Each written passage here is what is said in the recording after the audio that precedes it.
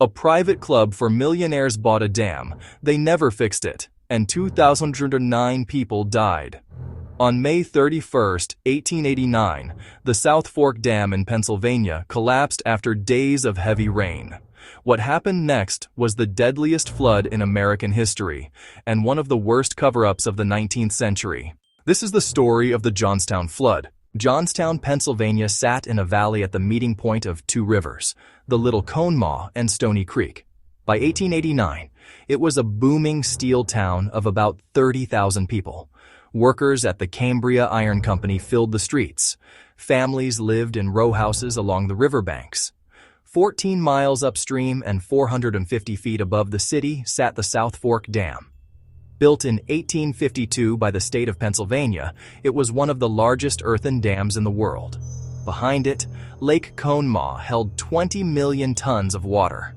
The people of Johnstown knew the dam was there. Some of them worried about it, but most had lived their whole lives in the valley without incident. The dam had held for decades. What they didn't know was who owned it now and what those owners had done to it. In 1879, the dam was purchased by a group of wealthy businessmen from Pittsburgh. They called themselves the South Fork Fishing and Hunting Club. The membership list read like a directory of American wealth: Andrew Carnegie, Henry Clay Frick, Andrew Mellon, Robert Pitcairn, Philander Knox. They wanted a private mountain retreat. Lake Conemaugh would be their personal fishing lake. They built cottages along the shore, stocked the lake with fish, and turned the area into an exclusive resort for Pittsburgh's richest families. But to make it work, they made changes to the dam. They lowered the top of the dam to widen the road across it so two carriages could pass side by side.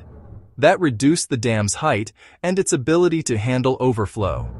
They removed the discharge pipes that engineers had built to control the water level. Why?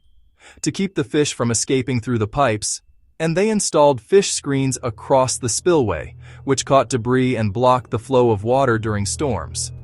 Engineers warned them.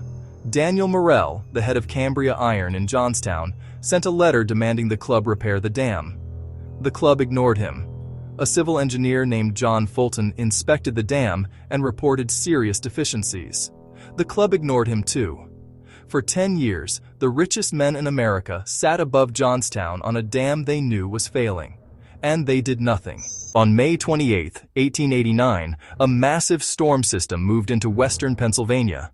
It was the remnants of a system that had already caused flooding across the Midwest. For 3 days, rain fell without stopping. By May 30th, the rivers in Johnstown were already rising. Water crept into the streets. Some families moved furniture to upper floors. Others left town entirely. But this was familiar. Johnstown flooded almost every spring. People were used to it. Up at the dam, the situation was far worse. Lake Conemaugh was rising fast. By the morning of May 31st, the water was lapping at the top of the dam. Workers tried to dig an additional spillway, but the ground was too soft. They tried to clear the fish screens, but the debris was piling up faster than they could remove it. At 11:30 in the morning, a club member rode on horseback to the nearby town of South Fork to send a telegraph warning to Johnstown. The message read, "The dam is becoming dangerous and may possibly go." It was not the first warning the people of Johnstown had received. The dam had been called dangerous for years. Previous warnings had been false alarms. Many people in Johnstown read the message and shrugged it off. At 3:10 in the afternoon on May 31st, 1889, the South Fork Dam gave way. 20 million tons of water released in an instant. The lake, which had been 2 miles long and a mile wide, emptied in roughly 45 minutes. The volume of water was equal to the flow of the Mississippi River. A wall of water 60 feet high and half a mile wide tore down the valley at 40 miles per hour. It picked up everything in its path: trees, houses, boulders, rail cars, barbed wire from a factory upstream. Everything became a weapon. The flood hit the town of South Fork first. It swept through Mineral Point next, erasing it entirely. Then it slammed into a massive stone railroad bridge at Conemaugh, which briefly held before the debris smashed through. By the time the wave reached Johnstown, it had traveled 14 miles and was carrying the wreckage of every town in between. The flood hit Johnstown at approximately 4:07 in the afternoon. Witnesses described a sound like thunder that didn't stop. A dark mist appeared above the valley before the water came into view. Then the wall hit. Some people had minutes of warning. Most had none. The wave demolished everything in its path. Houses were lifted off their foundations and smashed into each other. Entire blocks disappeared in seconds.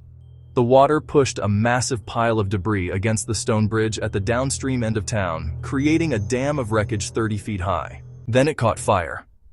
Overturned stoves and broken gas lines ignited the debris pile.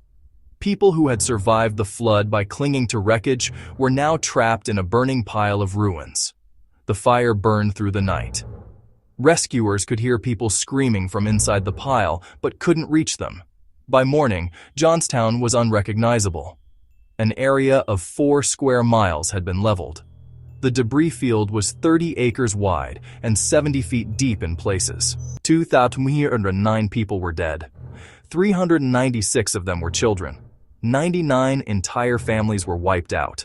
777 victims were never identified. Bodies were found as far downstream as Cincinnati, over 300 miles away. The response to the Johnstown flood was unprecedented. Clara Barton, the founder of the American Red Cross, arrived within 5 days and stayed for 5 months. It was the first major disaster relief operation in American Red Cross history.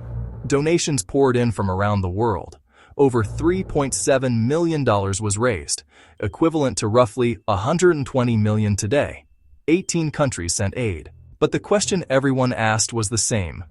Who was responsible? The answer was obvious. The South Fork Fishing and Hunting Club had bought a dam, weakened it, ignored warnings, and let it fail. Their negligence killed 2,109 people. Survivors sued. Lawyers argued that the club's modifications to the dam were the direct cause of the failure. The evidence was overwhelming. Every single case was dismissed. The courts ruled it was an act of God. The rain caused the flood, not the club. No member of the South Fork Fishing and Hunting Club ever paid a single dollar in damages. Not Carnegie, not Frick, not Mellon, not one of them. Andrew Carnegie donated money to build a library in Johnstown. Some saw it as generosity. Others saw it as guilt.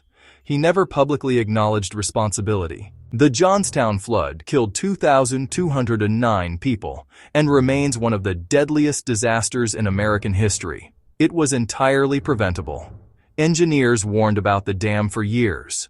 The owners ignored every warning because fixing the dam would have cost money and inconvenienced their fishing club. No one was held accountable.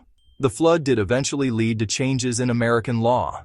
It helped establish the legal principle that property owners could be held liable for damages caused by negligence, even without a direct contract. But that legal shift came too late for the people of Johnstown. The city rebuilt. It flooded again in 1936 and again in 1977. Each time, the same valley, the same rivers, the same question. Why do people keep building in places where disaster has already struck? The Johnstown flood wasn't just a tragedy. It was a warning. One that took 2,009 lives to send, and that most of the country has already forgotten. If this video moved you, subscribe to Village 5 for more stories like this. We cover the disasters that history left behind every week.